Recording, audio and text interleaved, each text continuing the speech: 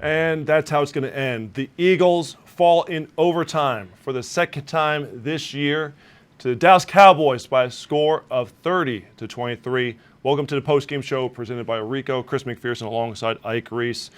Eagles, a prime opportunity to tie things up in the division, take the division lead. In fact, after tiebreakers, instead now they are 2 games behind the Cowboys. They lose the season series, and there are only 3 games remaining in the year.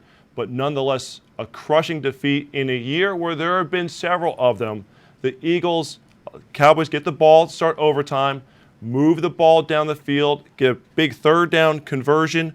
It was Zeke Elliott. He sets up the third down. It was Amari Cooper got the crosser for the first down on 3rd and 9. Then 3rd and 1. The Eagles are able to stop Zeke Elliott for no gain. 4th and 1. Elliott gets it to keep the drive alive.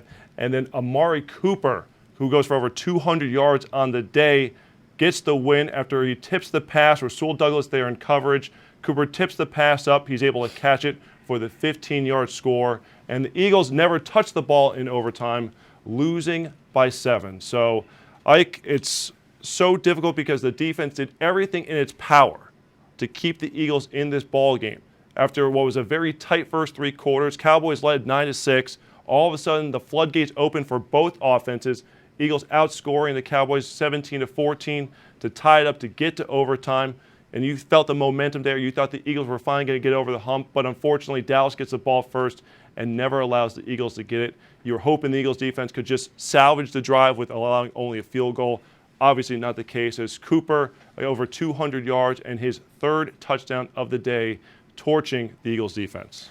Yeah, just a tough game. I mean, when you look at this game, it really boils down to 2 halves, pretty much like the first game boiled down to, and a lot in similar fashion, except that the Eagles lose this one in overtime instead of regulation. But when you think back, the Eagles are going to look at this game, man, they're just going to kick themselves for the slow start offensively. That's really what this game boiled down to. This defense has been shorthanded over the last month, playing with basically unknowns in the secondary, at times guys that are coming in off the streets. So they've been a little bit hamstrung as far as what they could do on that side of the ball, and they really kept the Eagles in the game as best they could to give this offense a little bit of time to get going. They got going late in the game, and really it boiled down to you couldn't get stops when you needed them late in the game, and just a tough, hard-fought loss down in Texas for the Eagles today in the game they needed, they must have.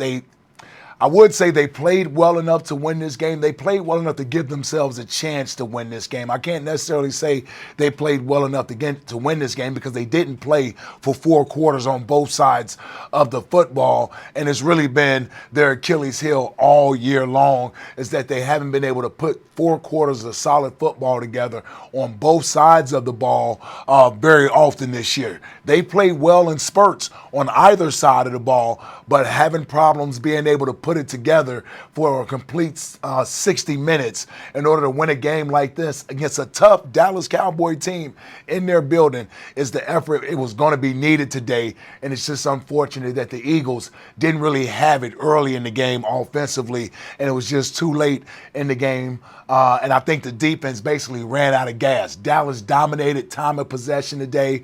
That big offensive line, Ezekiel Elliott, a physical runner, just couldn't stop him from getting those tough yards. They held him down in the second half from the explosive plays, but those tough yards, those 3-yard gains, those 2-yard gains, the 4th and 1, where he finds a little crease to sort of get in under Malcolm Jenkins. I mean, that's what he's good at doing. And the Eagles defense in the second half and into that overtime, I thought just ran out of gas. Limited the explosive plays to Zeke Elliott, but then Amari Cooper took over the game. 2 touchdowns in the 4th quarter, a 28-yard reception on a go-route against Sidney Jones, who was battling through a hamstring injury. Certainly was not 100% out there whatsoever. And then a 75-yard touchdown. Jones comes out of the game. Devontae Bosby goes in, and Cooper takes him down the field for 75 yards. This is right after Dallas scored on a 3-yard touchdown reception to tie the game at 16. And then Amari Cooper getting the game winner in overtime for the Eagles. So it's almost like in Tennessee, Corey Davis, that was his breakout performance there. It was Amari Cooper's show here. As we always have been debating during the course of the week, who's the bigger weapon? You have to zap Zeke Elliott or Amari Cooper. I will still say 100 times out of 100, it's Zeke Elliott. He's the one who that offense funnels through. He's the one who's the catalyst to start things off. He was able to methodically move the chains down the field, got the 4th and 1 conversion to put the Cowboys in position so that Amari Cooper could get them over the top. Now, this is going to be, like you said, a lot of woulda, coulda, shouldas for the Eagles here today. And really, it starts from the opening kickoff. Okay, the Eagles looking to set the tone. We're probably forgetting about this play because of the fact that this game had a thrilling finish and went to overtime. But the opening kickoff, Jordan Lewis returns it for the Cowboys. Malcolm Jenkins with the hit, lifting him up, forcing the ball out. Here's the play right here, okay? He's going to lift him up. The ball's going to come out. And by everyone in America, it clearly looks like with 5 or 6 Eagles around the ball, it clearly looked like that Kamu Grugier-Hill had the recovery. Now, Kamu Grugier-Hill made the comments this week about the Cowboys choking. It seemed like he was backing up his words right from the opening kick to give the Eagles the great field position to get the offense set up. However, initially, the referees declared that it was down by contact. Doug Pederson smartly calls for the challenge flag, and the referees say, well, while there was a fumble on the play, however, it's not clear who recovered it. Who recovered it, or the fact that any Eagle recovered it whatsoever. So I got HD on my TV. It was clear to me. You can see it everywhere else. Yeah, it was clear to me that everywhere in America except AT&T Stadium and I guess New York, where they're doing the replay office, where they're doing the replays from. Those are the only places that they couldn't tell. So right from the jump there, the Eagles, kind of not able to get on track there. You thought that they were going to have that big play to set the tone. That wasn't the case. The other thing that we can't forget here is Jake Elliott missing the extra point. Was perfect on the year for extra points coming into this game. After the Eagles finally get a touchdown, Alshon Jeffrey scores following Corey Graham's interception return, which gets them into the red zone. So one pass, Wentz, who struggled throughout the first 3 quarters, but lit it up in the 4th quarter, has the easy pitch and catch to Jeffrey for the touchdown.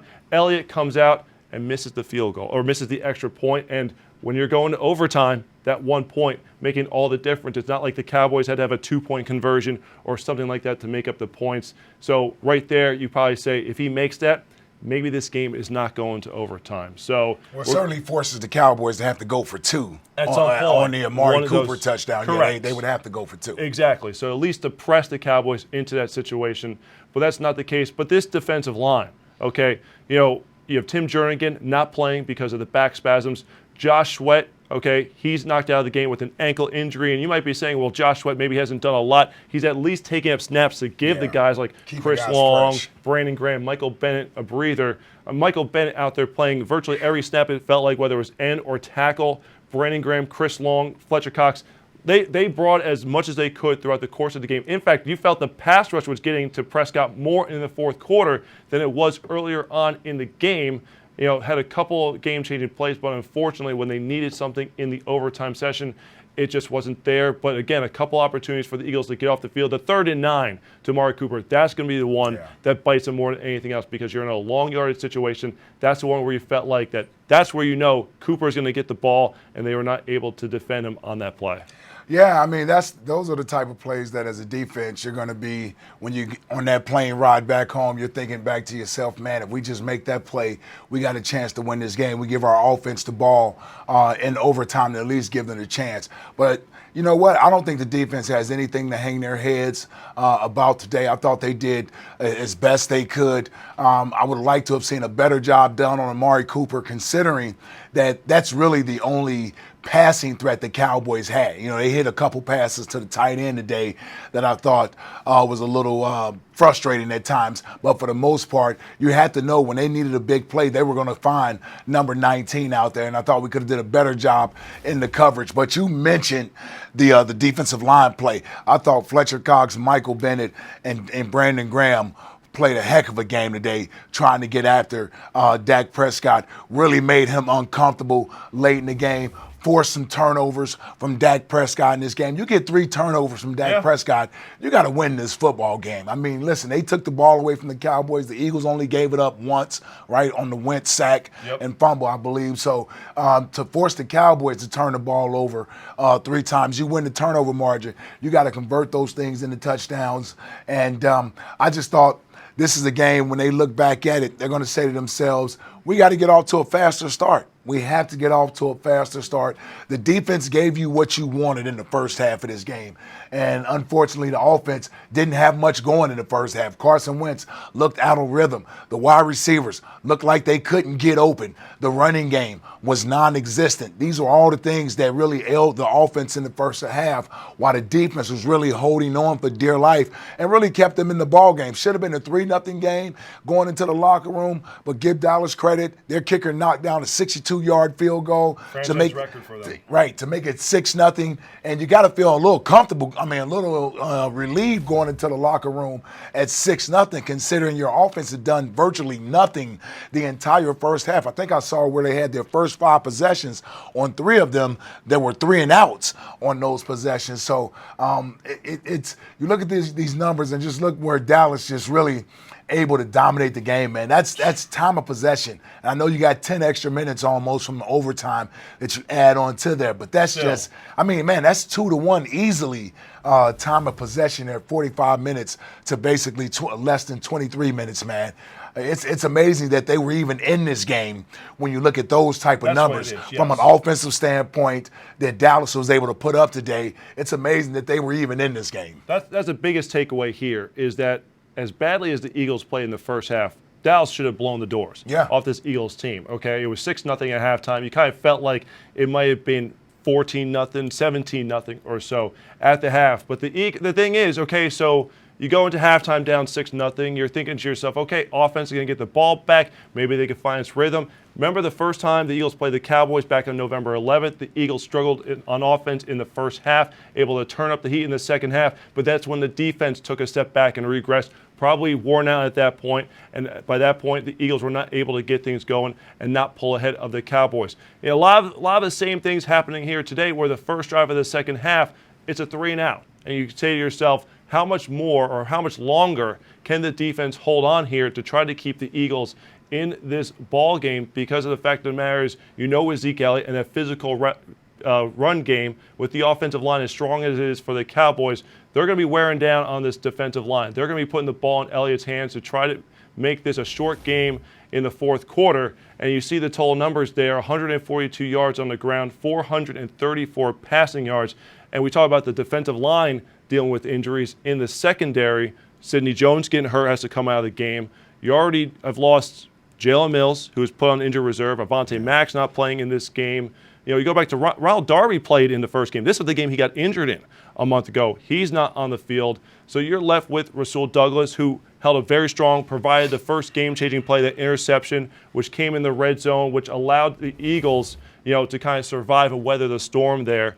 But it was an undermanned secondary, a defensive line that you have your top players there, but not a lot of depth there. They're fighting and scratching and clawing to try to keep the Eagles in this ball game. They're just looking for some signs of life from the offense, because you started to worry that if the defense is watching the Eagles offense go 3-and-out, 3-and-out, 3-and-out, how much long? What are they going to have to do? Okay, fortunately, Corey Graham got the interception, almost returned it for a touchdown, and that allowed the Eagles to get on the board, and the offense was starting to get its rhythm from that point on there to try to get back in this ball game. The Eagles never took the lead in this game, but were able to tie it out throughout and then got the game to overtime. And you wondered if they were going to be able to, especially coming off the fact that Jake Elliott ties the game at 9 with his 26-yard field goal early the fourth quarter. Then Amari Cooper gets the first of his 3 touchdowns. Dallas Cowboys go 16-9. All right, Dallas got responds. You have another touchdown tie game there. Well, Amari Cooper goes back down with a 75-yard touchdown. One play, 75 yards, regains the lead. Darren Sproles ties the game, sends it to overtime. And you felt like they were right there in position. The problem is you lose the coin toss in overtime. Dallas gets the ball, and they're able to go down the field. And even if the Cowboys didn't score, they had pretty much milked the whole clock, that there wasn't going to be much time for the Eagles to do anything. So you were at that point almost looking at either a loss or a tie. Tie was almost going to become your best-case scenario there in OT. Yeah, just you look at this defense, and they were basically worn out late, right? Dallas gets the ball late in the game with an opportunity to try to win the game in regulation. The defense is trying to hold on. They get a big sack to force Dallas out of field goal range, make them decide to go into overtime. We lose the coin toss. Dallas takes the ball, the defense is right back on the field. I mean, that was difficult. I knew we were in trouble. I'm saying to myself, man, we got to win this coin toss because our defense just got off the field. And so Dallas wins the coin toss. They're able to convert third downs. You look at the box score, man. When you look at the third down and fourth down conversions for both of these teams, that's the real difference in this game. Combined, Cowboys 11 for 20, I believe, on third and fourth down conversions. The Eagles 2 for 10 on third and fourth down conversions. That's your ball game right there. That's how you extend drives. That's how the Cowboys dominate time of possession. They're able to convert third downs, extend the drives. The Eagles, too many 3-and-outs, too many times they couldn't convert third downs, eventually having to punt the ball to the Dallas Cowboys. Their defense wears down, and eventually they get in. It's unfortunate you have that last play that ends the game, the Amari Cooper touchdown. Rasul Douglas in perfect coverage does a nice job, pass defense, ball just tips up into Amari Cooper's hands. That's an unfortunate bounce right there. Dallas should have been lining up to kick a field goal on fourth down, but that's just the way the ball bounces sometimes. And I tell you, when you've had enough opportunities that you don't necessarily capitalize on and seize, eventually it's going to bite you in the end. And that's what happened in the end there is that the Eagles, even though Rasul's there to make that play, the Cowboys finally got a fortunate bounce their way. That ball tips into Amari's hand. Fortunate bounces again, right from the start of the game, the opening kickoff, the missed point after. That was a fortunate call. Yes. Either way, however you want to take it, bounce call, whatever way, it was something that went the Cowboys' way. You look at the Dallas Goedert touchdown that was taken off the board by questionable offensive pass interference. Right. You know, fortunately, the Eagles were able to march back down the field and score the touchdown. It didn't hurt them. But you could argue, Eagles score quickly there. There might have been more time there when the Cowboys, were trying to get the field goal late in the game. They have to get off the field. Maybe the Eagles have one more chance to go down the field. You don't know, but that's one of those woulda, coulda, shoulda moments that you're going to be thinking about. But just another crazy call with that big explosive play taken off the board. Credit the Eagles for being resilient and coming back because easily that could have crushed their spirit. Sure. Okay, but seeing this team fight. But, while we talk about the quarterback here, Carson Wentz, first 3 quarters just looked out of sync, just did not look comfortable in the pocket. There was time. I mean, the offensive line protection for the most part held up well. And you're going to look at these final numbers here. You're going to say he completed 69% of his passes, 3 touchdowns, did have the lost fumble, but overall, from what you've seen from Carson in his first 2+ years in the league, that this was not the caliber of performance you would have expected from him in such a pivotal game here tonight. Yeah, and it's hard without looking at the all-22 tape to see what was the exact issues. He certainly had time in the pocket to throw the ball, but unless you're down there on the field and you're seeing exactly what he's seeing, I don't know if receivers were open. Was he missing open guys? Was he looking at the wrong guys and there's someone else open in the route? Or is he holding the ball waiting for someone to get open? They'll be able to determine that once they actually look at the film. But you could tell he was not comfortable in the pocket. I'm with you. I thought he had plenty of time to at least get rid of the football at times. Again, like I said, unless you're looking at the all-22 and you can see all the routes, I don't know if receivers are open, he doesn't see the receivers, or he's sitting back there holding the football, waiting on someone to get open. Bottom line is, this offense struggled today to get any rhythm. There was no true identity in the offense early in the game. They tried to run the ball, didn't have any success. And when you're having 3-and-outs early and the opposing team's offense is chewing up the clock, even though the score wasn't out of whack, the fact is the Cowboys had long sustaining drives and the Eagles were trying to get big chunk plays. They were trying to get something going, and they couldn't get anything going in that first quarter. Really, in the whole first half, they couldn't get anything going. And when they finally had a little momentum going, you got the sack and the forced fumble on Carson Wentz there right before the half. So, I don't know, man. It's really been the bugaboo of this team all year long. Slow starts with this offense. We've looked at so many different variables as it pertains to the offense to try to figure out what the exact issue is.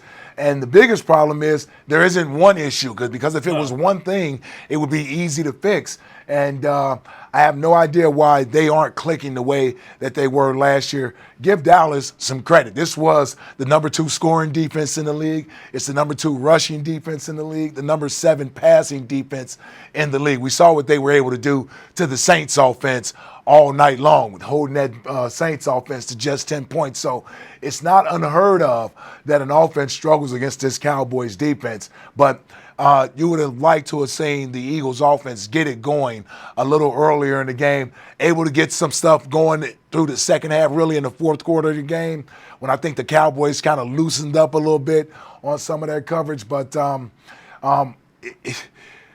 just a game where, it's a game where you kind of say to yourself, opportunities there, but I can't necessarily say that the better team didn't win, right? No. I mean, the Cowboys are a good football team. Dominated this game. And they played a very good football game today. It's really that I believe the Eagles found themselves fortunate to even be in this game late in the game. Credit to their defense and what they were able to do, that they almost were able to steal one if they could have got the ball in overtime. I would have liked to have seen what Carson could have did with the ball in overtime since they had the offense rolling a little bit. But that defense, man, that defense just ran out of gas and couldn't get off the field late in the game. That was the story of the first game. First game against the Cowboys, it was the same thing. It was finally, the defense keeps the Eagles in the ball game. Fourth quarter, offense starts to heat up, but unfortunately, Zeke Elliott took over in the fourth quarter of that first game. Cowboys get 14 points and able to close out the 27-20 win. Tonight, it's 29-23 in overtime. The Eagles going down. Again, the second time the Eagles have lost in overtime this season, now falling 2 games behind the Dallas Cowboys in the NFC East. And with 3 games to go, Dallas Cowboys really putting the clamps on the division, with Washington getting blown out, Mark Sanchez being benched, and obviously the Giants being out of the picture right now. So very difficult way for this game here to end, especially with the spirited comeback that the Eagles had, trying to keep this one close throughout. It was largely an ugly defensive slugfest for 3 quarters. Again, 9-6 going into the fourth quarter. The Eagles able to rally, get things going on offense. You're seeing other guys come to the forefront. I think that's one of the big things there is when this offense has worked well, it's not just, say, Zach Ertz or Alshon Jeffrey. It's you're getting multiple guys involved in the offense. That fourth quarter, Dallas Goedert was the go-to guy. Nelson Aguilar with maybe the catch of the year. Maybe the catch of the year for the Eagles. Darren Sproles showing that he's not finished just yet. A lot of guys stepping up that point. I thought Carson Wentz with some pinpoint passes. There was a one to Dallas Goedert along the sideline where he buzzed it right over Jalen Smith to get themselves in scoring range. So everything started to pick up. Even though they had injuries, Corey Clement going down with a difficult injury that was tough to watch when he was tackled early by Malik Collins. Isaac Seumalo, who's been playing much better at left guard, he goes out with a pec injury, and Stefan Wisniewski has to go in there. So, it's very difficult there from the standpoint of seeing them try to rally, see everything start to click, and then just not get, like you said, the chance in overtime to try to get themselves the victory here. Yeah, I mean, and that's really been the issue with the team all year long, right, is that they haven't been able to put 4 quarters of good football together and going into a game like this, they needed it. All right, let's send it down to AT&T Stadium. Doug Pederson. When you guys bring to 1 point at the end of the game, did you consider going for 2? Yeah, decision-making was to kick the extra point, tie it up, and then you talk about the penalty afterwards to be able to go for it. No, I just elected at that point just to go for the kick and tie it up. We had a little discussion, but at the time we felt where we were as a team at the time. We felt good about it and kept the points on the board. What was the explanation given on the fumble in the first play of the game?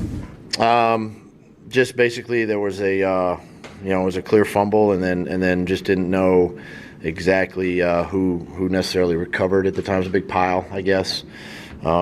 And just unfortunate. What were some of the issues for the slow start again? Well, I think some of it, you give credit to Dallas. I mean, this is a good defense. We knew that going in. Some of it is, their design, very disruptive up front. And then just comes down to, attention to detail, focus, and things that have kind of hampered us a little bit all season. Showed up a little bit early in this game, and it was tough to get things going early. You knew the stakes of this game. What did you tell the guys in there afterwards? Exactly right. We knew the stakes of the game. I just told them, I said, listen, it's one of those games where, proud of the way they fought, proud of the way they hung in there, battled back. We were really never out of this football game at all. And just basically told them that, listen, the way we all felt in that dressing room, you got to hate this moment. You got to hate this feeling. You got to hate losing. And you got to learn from it, and you got to move forward and pick ourselves up off the mat and get ready to go for another one. Doug, on that, sorry, to go back to the 2-point conversion, that's a situation that you typically have gone for in the past when there's been a penalty on the extra point. What was different about this game than in the past? Yeah, just fourth quarter, late in the game where it was opportunity, to just keep the points on the board. Nothing other than that. Doug, would you agree that Carson looked a little hesitant through the first 3 quarters? I think there's enough to go around offensively. I don't think we put it on the quarterback. I think we'll take a look at this film and make the corrections where we need to. This is a tough game, and he's done some great things. Did some great things tonight in the second half. So we'll evaluate the film, and everybody will look at it and go from there. Why do you think it took 3 quarters to finally get things going with him? Well, again, I think you give credit to Dallas, their defense. I mean, this defense is playing extremely well, and that's where the credit lies. You all in a pretty tough spot in terms of your postseason opportunities, perhaps. How do you keep those guys from reading the standings and saying it's just not going to happen this year? Right now, we're not focused on that. We're focused on getting back to Philly, getting ready for the Rams next weekend, and taking one at a time. How do you feel about the officiating tonight? Listen, they got a tough job. They got a tough job, and I respect everything that they do. And again, we'll take a look at it, and if we need to send some stuff in, we'll send some stuff in. But appreciate those guys. I mean, it's hard work, and they bust their tail out there for you. You guys are shorthanded in the secondary. You have so many injuries, but still, for what Amari did to the defense tonight, especially in the fourth quarter and overtime, how frustrating is that? Even though you are shorthanded, and it looks like Sidney's hurt still, I mean, it's frustrating, but we just got to continue to push, continue to fight, continue to work. These guys, it's obviously it's great experience for Boz, but it's unfortunate with Sidney and his situation right now. But we just it is what it is right now, and we just got to keep working and get everybody ready to play, get everybody caught up, and get ready for the next one. But there's no quit in this group, and I think you'll see that next weekend. What went into the decision to put Sidney back out there and then to pull? Yeah, well, we checked him on the sideline, and felt comfortable, just felt comfortable with him going back in there, and we'll evaluate it again, tomorrow and see where he's at. But yeah. Because of the injury, or because he wasn't performing? Yeah, it was unfortunate because it started to flare up again. So we decided to risk any further injury, just pull him and put Boz in there. You had a play there with Smallwood in the game, pretty important play where he got the ball. I don't know if it's a check down to him or whatever, but he hadn't touched the ball in a good while. It seemed like an odd spot for him to be there. Well, when Corey went down, it was not so much an odd spot anymore, so we needed him in a couple of spots, and we used him. Yeah. As you get on the plane tonight, what part of this game is going to bother you the most? I think the biggest thing that's going to disappoint me is just the look in those players' eyes in there, and to see the disappointment that we felt, even with as close a game as this really was, and still not playing great offensively. For the defense to come up with some big turnovers, keep us in this football game, and not finish this football game, because we felt at the end, even going into overtime, that there was some momentum on our side and just needed that one stop. But for me, it's going to be the look of disappointment, in the players and coaches' eyes. That's gonna bother me on this ride home. What did you see with Dallas Cowboys? What all of a sudden kind of freed him up? Why did you guys start? Well, he's a tremendous tight end.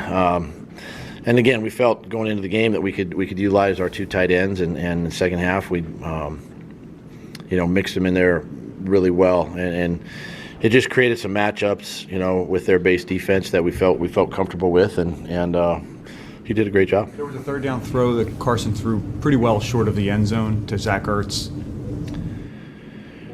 What do you think his decision making was there? Slant, score It was the one after the Smallwood play. Score was 9-6 Dallas. You guys settled for a field goal. It was slant to Ertz, but it was at the 5-yard line, third down. Was it after the penalty? It was after the Smallwood run. It was like 3rd and goal from around the 9. 3rd and goal at the 9. My mind is, I'm blanking out. Ertz had a push in the back that put you guys back. Then you had a catch, and then Smallwood run, and then on 3rd down and 9, Carson Wentz Was it to the left flat? It was well short of the goal line. Yeah, it was a chance to catch and run at that point, and then if I do remember the play. Yeah, a chance to get a little bit of a pick scheme over there with, I think, him and Alshon. I think that's the one you're talking about. Put it in his hands, chance to score, or you're in a situation, because we had talked about possibly staying on the field on 4th down and going for it in that situation. Had 2 downs right there. You've been asked about that 2-point conversion there. If you had to do it over again, would you have done it? Do you stand by the decision there? I mean, we can sit here in hindsight, 20-20, 50-50, whatever the deal is, I'd kick it. I'd kick it. I mean, it's easy to sit in here and go, yeah, let's go for 2. Out there, a little different. And I stick by my decision. Yeah. All right. Thanks. All right, there's head coach Doug Pederson addressing the media from AT&T Stadium in Arlington, Texas. Really it's the emotion of the moment more than anything else, is addressing the players in the locker room and, dealing with the long flight home after such a bitter defeat. Again, the Eagles falling 29-23. Not a lot of answers in terms of why the offense was not able to get going for the first 3 quarters. And I think, again, and we've talked about this already, that's really been the storyline of the season. You thought Monday night against Washington, after they got off to that early lead, scored on the opening drive for just the 3rd time all season, you felt maybe things were coming into focus. And a lot of people are going to say, well, was that win fool's gold? Because obviously Colt McCoy's that quarterback for Washington. He was injured, but the offense was playing well. And that's what you were hoping for, because no matter what, a lot of people are going to criticize Jim Schwartz and the defense for the overall performance this season. But really the defense has kept this team in pretty much every game, with a few exclusions. Yeah, except for the Saints game. Really, except the Saints game, Yeah. exactly. For the most part, it's kept the team in every game, and the offense has just not been able to get up to speed and get that spark, to get going at least early in games, to play that, that unicorn 60-minute game, so to speak, that we keep looking for. Yeah, for me, it's no question in my mind about when you look at some of the keys to this game and takeaways from this game. I got to look at the offense, right? I'm looking at the offense trying to find some type of identity early in this game. Listen, I know you're going up against a better defense than the Dallas Cowboys, so it wasn't going to be like we saw last week against the Redskins when you're playing at home. When you're playing a good defense in their building, it's difficult. The crowd is loud. It's loud. It's hard for you to communicate offensively what you want to do. So I thought the offense struggled early in this game. Couldn't get the running game going. Doug had to abort it. First 5 series of the game, 3 and out on 3 of those 5 series. The offense just struggled completely early in this game to find the identity. And then the defense, I thought the defense did a great job of trying to at least keep them in the game. They had some turnovers early in the game, forced the Cowboys to eventually punt the ball, even though they had some sustained drives where they ate up some time on the clock. The Cowboys were still coming away with field goals as opposed to touchdowns, and it was a 6-0 ball game going into the locker room at the half. So the Eagles, even though it may have felt like it was worse than 6-0, they had to feel fortunate to be down only 6-0. And then my final thing in this game, my final takeaway from the game is Carson Wentz late in the football game. Talk about, as you will, his early struggles, and they are duly noted. He needs to get off to a better start. We talked about being able to take care of the football.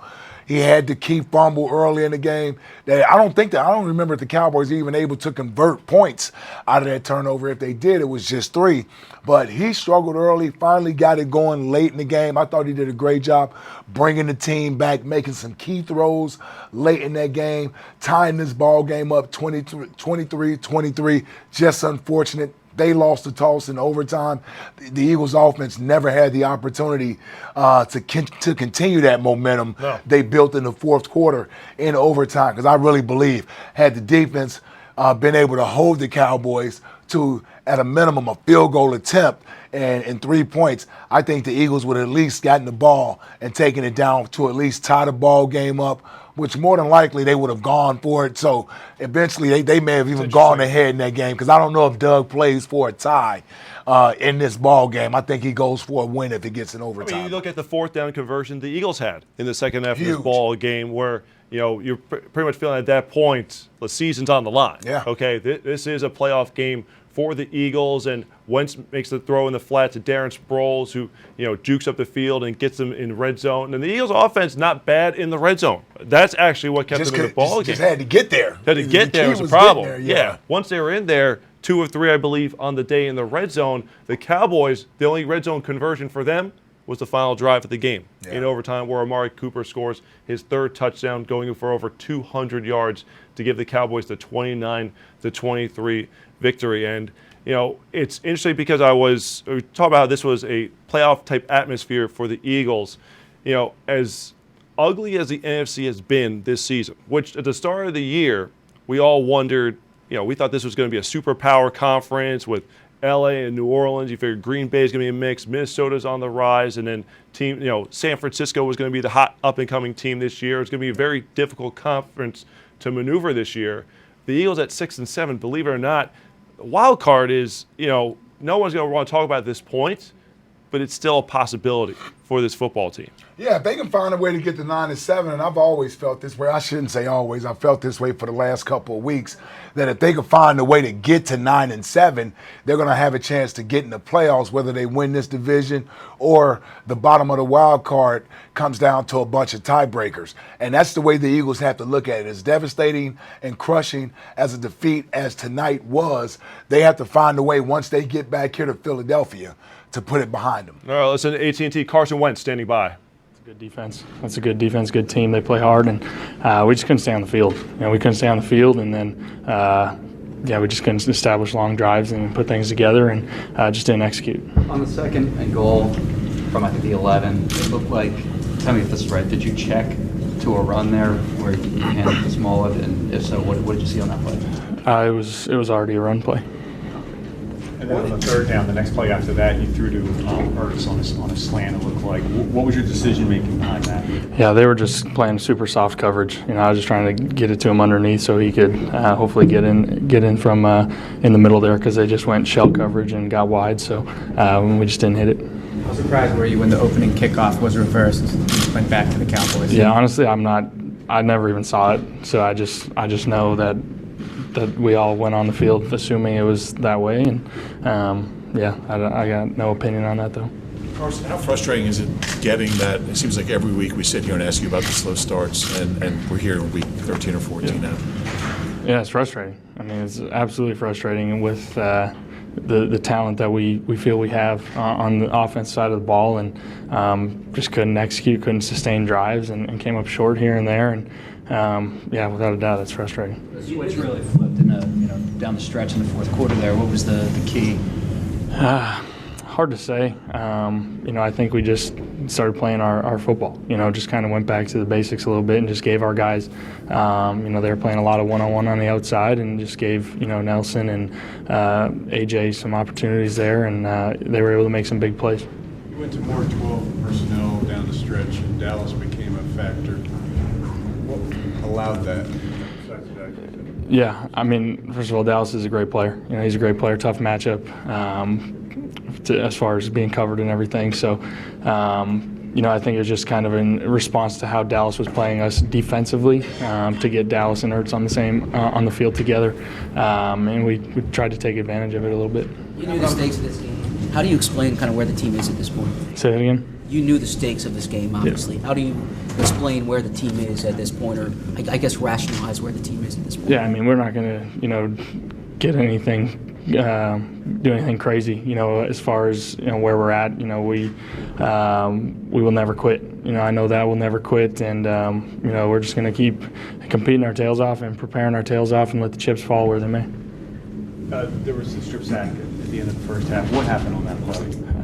It was a strip sack. I was trying to get it out, and I didn't. You just didn't feel him or hear him? Yeah, I mean, he was behind me. I don't know. It's hard. It's tough. But ideally, I could get that ball out earlier, hopefully. Carson, there was a lot of frustrating moments in this game.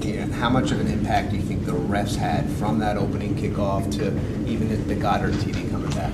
Yeah, I never want to sit and question the refs. I mean, they have a hard job to do, and quite frankly, I don't ever really see the calls. You know, you can't really see them on the Jumbotron from where we're at, so I don't really, I'm not going to stand up here and question what they did and how they affected the game at all. Did you want to go for Teammates two? were describing sort of like a stunned silence in the locker room after the game. From your perspective, what were you guys feeling after the game? Yeah, I mean, it's a tough loss. It's a tough loss. I mean, again, we kind of knew the stakes of this game, and you know, we were able to stay in it. You know, we were able to stay in it, and you know, we were struggling there for a while, and then we battled back, and we were extremely resilient, and we just came up short. You know, and that's it's never fun. It's never fun, and then to lose on that play the way it happened, where Rasul made a great play, and it just bounced their way, and yeah, just kind of, you could say, stunned a little bit, but just frustrating for sure. How much of a feeling is there that this part of the journey may be over for you guys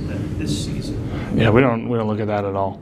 You know, I mean, everyone, like I said earlier, we're going to just keep competing, keep preparing, and not really look at any of that outside stuff, and just keep doing what we do, and try and get on a roll here. And like I said, let the chips fall where they may. Did you want to go for it on two? And they had the penalty.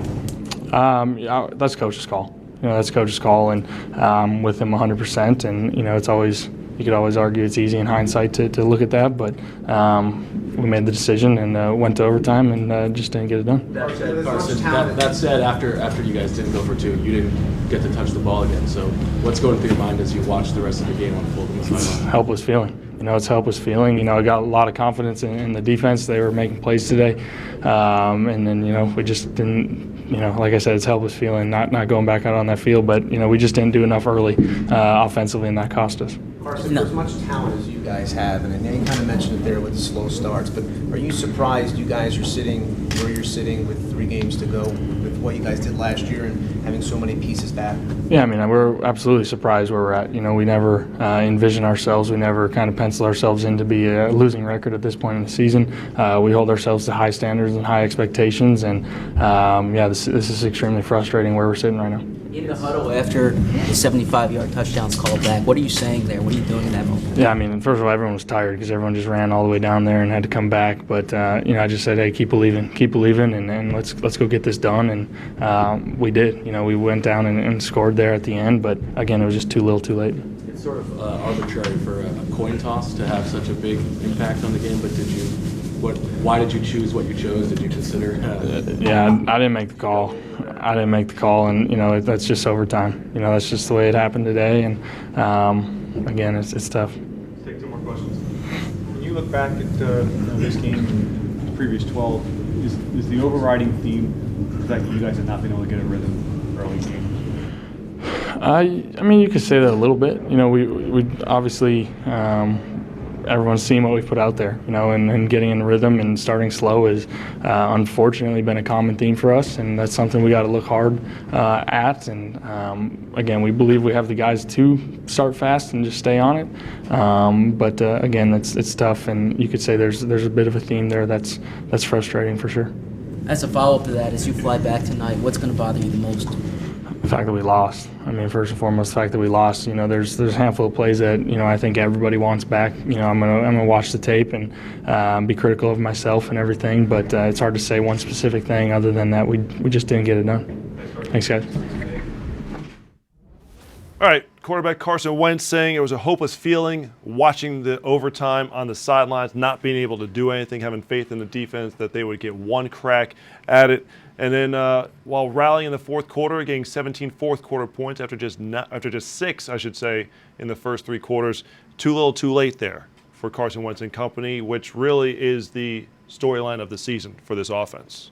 Yeah, I mean, when we're in week 13, week 14, looking at the team, and we know the offense has struggled to sort of find its identity, and I think every game it's been a sort of a different reason. Whether you're trying to fit in a new personnel member, whether it's Alshon coming back after week 3, Carson coming back after week 2, trading for Golden Tate, getting Darren Sproles back here. It's been, offensive linemen in and out due to injuries or what have you. It's been sort of an offense that hasn't been able to really rely upon the same 11 guys, 11, 12, 13 guys every week to really build some sort of chemistry and cohesiveness and get a little bit of a rhythm going, and like they had last year. Last year, other than losing Jason Peters early in the game, you didn't lose Carson until week 13. They pretty much had the same offensive personnel groupings out there every week, and that's what had really allowed that offense to flourish the way that it was able to flourish last year. This year, we see that they're having issues at the start of games. We see that they're having issues being able to sustain drives, picking up third downs. Carson, I don't think Carson is playing the quarterback position the same way he played it last year. Forget about the level in which he played it at last year. I'm just talking about the way he plays the quarterback position, the way we watched him his rookie season, the way we watched him prior to getting injured last year, the fact that he uses his legs, the fact that he's able to extend plays, he's able to ad-lib, make those off-schedule plays, things that we saw last week versus the Redskins. Now, when you're going against a defense like the Dallas Cowboys, where they have athletic, speedy linebackers now, he's going to be conscious of when he's going to leave that pocket, and so is Dallas. They're going to make sure that they have somebody watching him so that he's not able to use his legs. But when I look at the offense, a big part of the reason why they aren't as effective as they were last year, I have to believe that's part of it. Now, I think it's understandable. The guy is just a year removed from that reconstructive knee surgery that he had last year, but that was the sort of the unaccounted for element of the offense last year that defenses just can't really scheme for and plan for, was the off-schedule plays. It's what makes the quarterbacks like Carson Wentz, Patrick Mahomes, Deshaun Watson, Aaron Rodgers, all these guys, Russell Wilson, difficult to defend, because when the play breaks down, he still has the ability to make something happen. And so that's what I believe the offense is missing. You got to get a defense credit, especially when you're playing against a good defense. Rarely are you going to be able to put the ball where you intend for it to go. So you're going to need some of those off-schedule plays. And I just think for this offense this year, that's what's been missing. When you add the fact that we took to week 10 to find a true running back identity, to find a true running identity. So that's part of it as well. Whereas last year you had Blunt, Ajayi, and Corey Clement that you sort of knew you were going to have every week. I think you make a great point about Wentz and the mobility and the fact that brings to it. And I think you're spot on with the fact that Monday night we saw those improv plays. Or we saw them early on. Mm-hmm. We saw them on 2 of them on the opening drive, both to Golden Tate. Yep. And you sort of felt like, all right, maybe those plays are coming back into vogue. Maybe that's going to be in his arsenal to be able to use. And they weren't there today. So the reason as to why that's not the case is going to be something that the Eagles are going to have to wonder, as they prepare for the last few weeks of the season. I can tell you what it is already. Dallas made sure they rushed Randy Gregory and DeMarcus Lawrence wide. They made sure if Wentz was going to escape the pocket, it was going to have to be up the middle, and through that, he wasn't going to be able to get out to his outsides. And that's what you do to quarterbacks that have his type of athleticism. You take those speed ends, DeMarcus Lawrence and Randy Gregory, and you make sure they're on the outside. The other thing I think the Eagles coaches are going to figure out is how come guys like Nelson Aguilar, who had a great toe tap reception tonight to get them in scoring range late in the game, they have not been able to get those plays out of him. Yeah. You go back to the first Dallas game, he had a 51-yard reception in that game, stretched the field, and you said, all right, maybe Nelly's coming along here. We haven't seen that. And Dallas Goedert might be the most explosive weapon in this offense. And I'm going across the board. When he has the ball in his hands, he's making things happen. How can we see more of that down the stretch? Why haven't we seen more of that this season. So those are the different things I think the Eagles coaches are going to have to try to figure out, is maximizing the personnel that's available to them. I thought they've done a much better job in recent weeks, you know, and like you said, they seemed like they had finally got some semblance of the ground game going. Josh Adams was the lead guy. They tried to feed him the ball early. Corey Clement was that change of pace back, but he got injured early in the game, and that's why, you know, reporters were asking Doug Pederson, why is Wendell Smallwood getting the ball in the red zone? Well, because Wendell Smallwood is now your guy with Corey Clement being injured and on the sideline. So we heard from Doug Pederson in his press conference, but he's always much more candid in his one-on-one with Eagles Hall of Fame wide receiver Mike Quick. Let's take you to that interview right now. Coach, again, how difficult is it when you fought this hard? I feel like I watched a heavyweight fight and not come up with the win. It's exactly how I felt after this football game, and really going into this game from the standpoint of you know, the NFC East, Cowboys, Eagles. It's always a fight to the end. Both games this year have come right down to the end, and you know, it's unfortunate that we're on the short end of this one again. But there is no quit. I mean, the fact that our guys compete and battle right to the end, it definitely is a learning opportunity, a moment for our guys, for our coaches, that we're going to learn from. We'll get ready for the next one, and you know, just keep this team together. Speaking of that battle, the offense didn't get going for a long time, but you really moved the ball well in the fourth quarter. What was the difference? I think a lot of things, but I think number one, you know, we found some matchups that we could kind of exploit, you know, on their defense, and Dallas made a couple of huge catches. Obviously, it was unfortunate the PI, I guess. That was unfortunate. But he made a couple nice catches. Alshon made a couple nice catches, and you know, and we were able to do some things with the play action game in the second half that really sort of, even though we were running the ball very well, it still sort of kept their D-line, you know, at bay, and just opened up a couple of windows for us. Do you think when you got into the overtime, the fact that your defense was on the field for so long, do you think that hurt in the overtime? I think it can.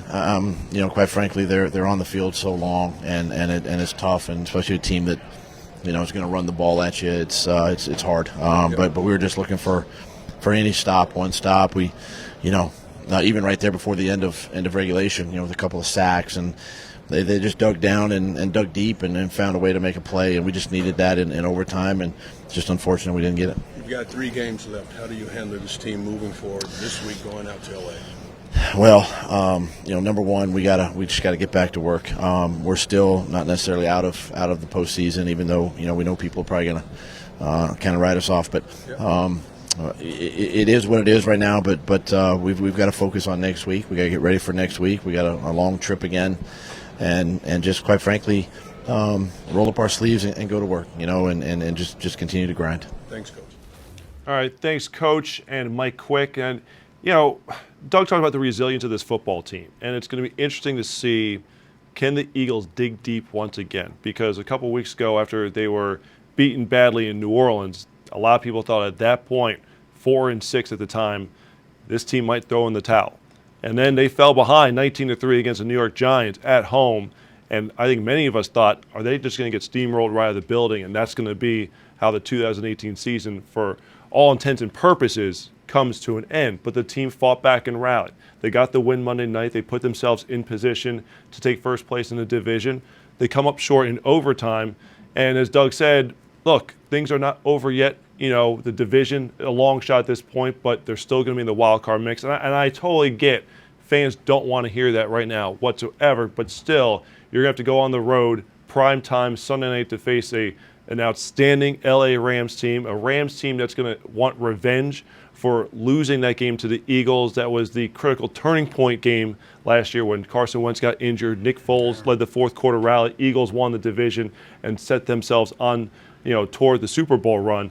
Forced the Rams to the 3 seed. Yeah, huge. Forced them to have to play the Falcons, opening week, yeah. Forced them to play the Falcons, and then they end up getting knocked out by the Falcons. So much of that history is going to be brought up here, but nonetheless, it's going to be interesting to see how deep can the guys go in the emotional reserve, in the tank there, to find what they've got, because there's still 3 games left, okay? 2 of the teams are in playoff contention. Okay, the Rams may have the division all but secured. They may have home a first-round bye secured. In fact, with a win tonight over the Bears, they're playing right now on Sunday Night Football. But Houston is still in the playoff mix. You know, we got to find out a lot about the players in that locker room over the next couple of weeks. But you wonder, what are they going to have left after giving so much emotionally these last couple of weeks?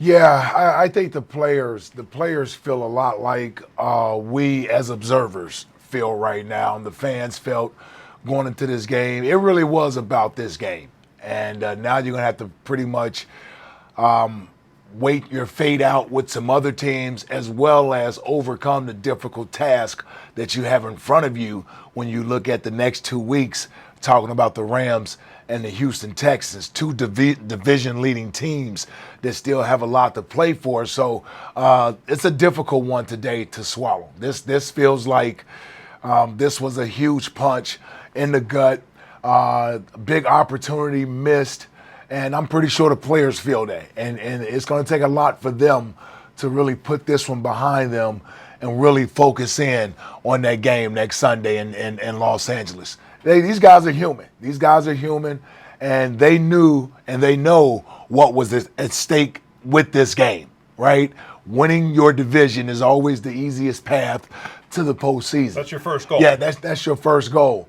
And so because they didn't take care of business after the bye week against the Cowboys at home, this was a must-win. Today's game was a must-win for them. Now, they aren't eliminated, and they have to get back on the horse Tuesday when it's time to get ready for Los Angeles next week. But right now, this one hurts. I've been in this position, man. This one hurts, and this one hurts in that locker room because they fought. These players fought. They fought today, man. They fought, and this thing didn't look good early in the game, and this defense kept them in the game as long as they could.